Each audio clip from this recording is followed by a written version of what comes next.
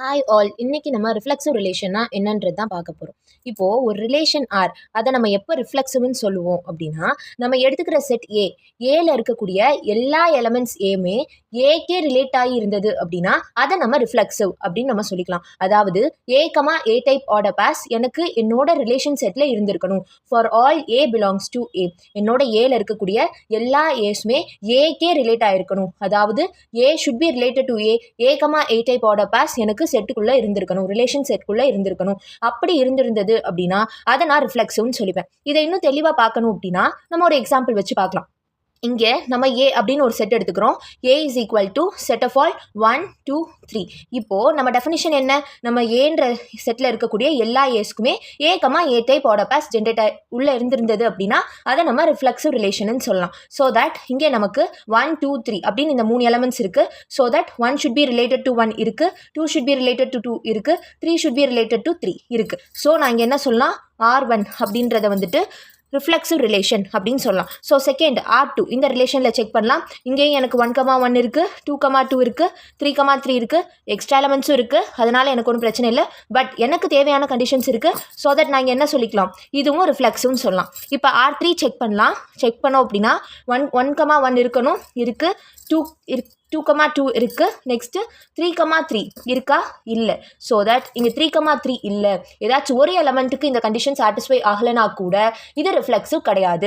Okay, symmetric relation அப்படின்னா என்னென்னா, என்னோட ஆர் அப்படின்ற இந்த ரிலேஷனை நான் எப்போ சிமெட்ரிக் அப்படின்னு நான் சொல்லுவேன் அப்படின்னா, என்னோட செட்டுக்குள்ளே பி டைப் ஆர்டர் பேர் இருந்திருந்தது, என்னோட ரிலேஷன் செட்டுக்குள்ளே ஏவும் பியும் ரிலேட் ஆகி இருந்திருந்தது அப்படின்னா அதே செட்டுக்குள்ளே பியும் ஏவும் ரிலேட் ஆகி இருந்திருக்கணும். For all B belongs to A, அதாவது ஏ பிக்கு ரிலேட் ஆகி இருந்திருந்தது அப்படின்னா அதே செட்டுக்குள்ளே பியும் ஏக்கு ரிலேட் ஆகி இருந்திருக்கணும். இதுவும் எக்ஸாம்பிள் வச்சு பார்ப்போம். இங்கே ஏ இஸ் ஈக்குவல் டு 1 2 3. இப்போ ஃபஸ்ட்டு ஒரு ரிலேஷன் கொடுத்துருக்காங்க. இங்கே 1,2 அப்படின்றது எனக்கு செட்டுக்குள்ளே இருக்குது. அப்போது கண்டிப்பாக 2,1 அப்படின்றது செட்டுக்குள்ளே இருந்திருக்கணும். இருக்கா? இருக்குது. ஸோ தட் இது என்னது? நமக்கு சிமெட்ரிக் ரிலேஷன் தான். ஸோ நெக்ஸ்ட்டு வந்து பார்க்குறோம் 1,2. அப்போது இதுக்கு 1 வந்து 2க்கு ரிலேட் ஆகியிருந்தது அப்படின்னா 2 1க்கு ரிலேட் ஆன மாதிரி ஆர்டர் பேர் இருக்கணும். இருக்கா? இருக்குது. நெக்ஸ்ட் 1 3க்கு ரிலேட் ஆகியிருந்தது அப்படின்னா 3 1க்கு ரிலேட் ஆகி இருக்கணும். இருக்கா? இருக்குது. நெக்ஸ்ட் 2 3க்கு ரிலேட்டட், 3 2க்கு ரிலேட்டட். ஸோ இங்கே இருக்கக்கூடிய எல்லா ஆர்டர் பேர்ஸ்க்குமே ஏ அப்படின்ற ஆர்டர் பேர்ஸும் ஜென்ரேட் ஆகிருக்கு. ஸோ இதுவும் நம்ம என்னன்னு சொல்லிக்கலாம்? சிமெட்ரிக்குன்னு சொல்லிக்கலாம். ஸோ தட் நெக்ஸ்ட் பார்க்குறோம் 1,3 அப்படின்ற இந்த ஆர்டர் பேருக்கு 3,1ன்ற ஆர்டர் பேர் இருக்குது. ஓகே, ஸோ இதை நம்ம சிமெட்ரிக்குன்னு சொல்லலாமா அப்படின்றது இந்த எலமெண்ட் வச்சு தான் டிசைட் பண்ண முடியும். 2,3 அப்படின்ற இந்த ஆர்டர் பேருக்கு நமக்கு 3,2 அப்படின்ற ஆர்டர் பேர் செட்டுக்குள்ளே இருந்திருக்கணும். இருக்கா? இல்லை. ஸோ தட் இது நமக்கு சிமெட்ரிக் ரிலேஷன் கிடையாது. ஒரு எலமெண்ட் சாட்டிஸ்ஃபை பண்ணலைனாலும் அது நமக்கு சிமெட்ரிக் ரிலேஷனில் வராது. அவ்வளோதான். ஒரு ரிலேஷனை நம்ம எப்போ ட்ரான்சிட்டிவ் அப்படின்னு சொல்லுவோம் அப்படின்னா, நான் பேசுகிற ரிலேஷன் செட்டுக்குள்ளே ஏவும் பியும் ரிலேட் ஆகியிருந்து இந்த பீன்ற எலமெண்ட் இன்னொரு எலமெண்ட் சிக்கும் ரிலேட் ஆகி இருந்திருந்தது அப்படின்னா எனக்கு இந்த ஏவும் இந்த சியும் ரிலேட் ஆன மாதிரி ஆர்டர் பேஸ் அந்த ரிலேஷன் செட்டுக்குள்ளே இருந்திருக்கணும். அதாவது ஏ பிக்கு ரிலேட் ஆகியிருந்தது அப்படின்னா இந்த பி இன்னொரு எலமெண்ட் சிக்கு ரிலேட் ஆன மாதிரி ஆர்டர் பேர் என்னோட செட்டுக்குள்ளே இருந்துருச்சு அப்படின்னா எனக்கு இந்த ஏ வந்து சிக்கு ரிலேட் ஆன மாதிரி ஆர்டர் பேர் எனக்கு செட்டுக்குள்ளே இருந்திருக்கணும். அப்படி இருந்திருந்தா அதை நான் ட்ரான்சிட்டிவ் அப்படின்னு சொல்லிக்கலாம். ஸோ தட் இதையும் நம்ம எக்ஸாம்பிள் வச்சு பார்ப்போம். இப்போ A is equal to set of all 1 2 3. இப்போ இதில் நம்ம ட்ரான்சிட்டிவா இல்லையான்னு செக் பண்ணலாம். ஸோ தட் இப்போ 1,2 அப்படின்னு ஆர்டர் பேர் இருக்குது. ஸோ பி டைப் ஆர்டர் பேர் இருக்குது. ஸோ தட் இந்த 2ல ஸ்டார்ட் ஆகிற மாதிரி இன்னொரு ஆர்டர் பேர் இருக்கான்னு பார்ப்போம். 2,3 இருக்குது. ஸோ தட் 1,2 இருக்குது, 2,3 இருக்குது. A related to B related to A அப்படின்னா A related to C type order pair நமக்கு செட்டுக்குள்ளே இருந்திருக்கணும். ஸோ இங்கே ஏ ரிலேட்டட் டு சி அப்படின்றது 1,3 எனக்கு செட்டுக்குள்ளே இருக்கானா?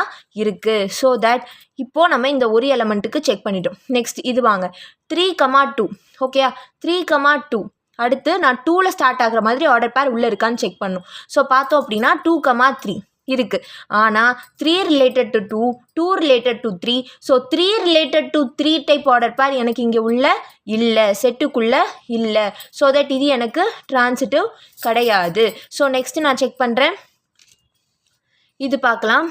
1,3 1,3 அப்படின்ற ஒரு ஆர்டர் பேர் இருக்குது. நெக்ஸ்ட்டு இந்த 3 வந்து இன்னொரு எலமெண்ட்குள்ளே ரிலேட் ஆன மாதிரி ஆர்டர் பேர் இருக்கான்னு பார்க்கணும். 3,2 இருக்குது. ஸோ தட் 1,3 3,2 இருக்குது.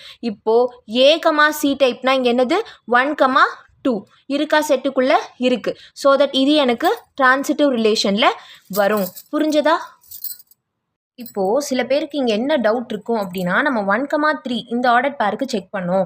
இப்போ இதுக்கும் நம்ம செக் பண்ணணும்ல, இதுக்குள்ளே இருக்கக்கூடிய எல்லாத்துக்குமே நமக்கு வந்து செக் பண்ணணும்ல அப்படின்ற மாதிரி டவுட் இருக்கும். ஓகே, இப்போ 1,3க்கு செக் பண்ணோம். ஓகே, இப்போ 3,2க்கு பார்க்குறோம். 3,2 A, B டைப் இருக்குது. ஆனால் இதுக்கு நமக்கு B, C இந்த செட்டுக்குள்ளே எக்ஸிஸ்ட் ஆகுதா அப்படின்றத பார்க்குறோம். 2, அப்படின்னு ஸ்டார்ட் ஆகுற மாதிரி எந்த ஒரு ஆர்டர் பேருமே இந்த செட்டுக்குள்ளார நமக்கு இல்லை. ஸோ அப்படி இல்லை அப்படின்னாலும் அதை நம்ம ட்ரான்சிட்டிவ்னு சொல்லிக்கலாம். அதாவது ட்ரான்சிட்டிவ்க்கு நம்மளால் 2 டெஃபினிஷன் பேச முடியும். ஒன்று A, B டைப் ஆர்டர் பேரும் B, C டைப் ஆர்டர் பேரும் நமக்கு இந்த ரிலேஷன் செட்டுக்குள்ளே இருந்திருந்து நமக்கு A, C டைப் ஆர்டர் பேரும் இந்த செட்டில் எக்ஸிஸ்ட் ஆச்சுன்னா நம்ம ட்ரான்சிட்டிவ்னு சொல்லலாம். இல்லை அப்படின்னா A, B மட்டும்தான் ரிலேஷனில் இருக்குது, எனக்கு B, C ரிலேஷனில் இல்லை அப்படின்னா அதையும் நான் ட்ரான்சிட்டிவ்னு சொல்லிக்கலாம். ஸோ இங்கே 3,2 மட்டும்தான் இருக்குது. 2, அப்படின்னு ஸ்டார்ட் ஆகிற மாதிரி எந்த ஒரு ஆர்டர் பேருமே இல்லை. ஸோ அதையும் நான் என்னன்னு சொல்லிக்கலாம், ட்ரான்சிட்டிவ்னு சொல்லிக்கலாம். நெக்ஸ்ட் 1,2 இருக்குது. திரும்பி அகெயின் 2, அப்படின்னு ஸ்டார்ட் ஆகிற மாதிரி எந்த ஆர்டர் பேருமே இல்லை. ஸோ அதை நான் என்னன்னு சொல்லிக்கலாம், ட்ரான்சிட்டிவ்னு சொல்லிக்கலாம். ஸோ இங்கே நமக்கு 2 கண்டிஷனுமே சாட்டிஸ்ஃபை ஆகிருக்கு. ஒன்று A, B இருந்து B, Cயும் இருந்து A, Cயும் சாட்டிஸ்ஃபை ஆகிருக்கு. இன்னொன்று A, B மட்டும்தான் இருக்குது, B, C இல்லை. அப்படி இருந்தாலும் அதை நம்ம ட்ரான்சிட்டிவ்னு சொல்லிக்கலாம். ஸோ தட் இந்த R2ன்ற ரிலேஷனை நான் ட்ரான்சிட்டிவ் ரிலேஷனுக்கு எக்ஸாம்பிளாக சொல்லலாம். புரிஞ்சதா? ஈக்குவலன்ஸ் ரிலேஷன் அப்படின்னா என்ன அப்படின்னா, என்னோட ரிலேஷன் நான் பேசுகிற R அப்படின்ற அந்த ரிலேஷன் எனக்கு ரிஃப்ளெக்சிவ் கண்டிஷன் சாட்டிஸ்ஃபை ஆகி சிமெட்ரிக் சாட்டிஸ்ஃபை ஆகி ட்ரான்சிட்டிவும் சாட்டிஸ்ஃபை பண்ணியிருந்தது அப்படின்னா அந்த ரிலேஷன் ஆரை நான் ஈக்குவலன்ஸ் ரிலேஷன் அப்படின்னு சொல்லிக்கலாம். அதுக்கு எக்ஸாம்பிள் தான் இங்கே நான் கொடுத்துருக்கேன். செக் பண்ணி பாருங்கள். டவுட்ஸ் இருந்தால் கமெண்ட்டில் கேளுங்க.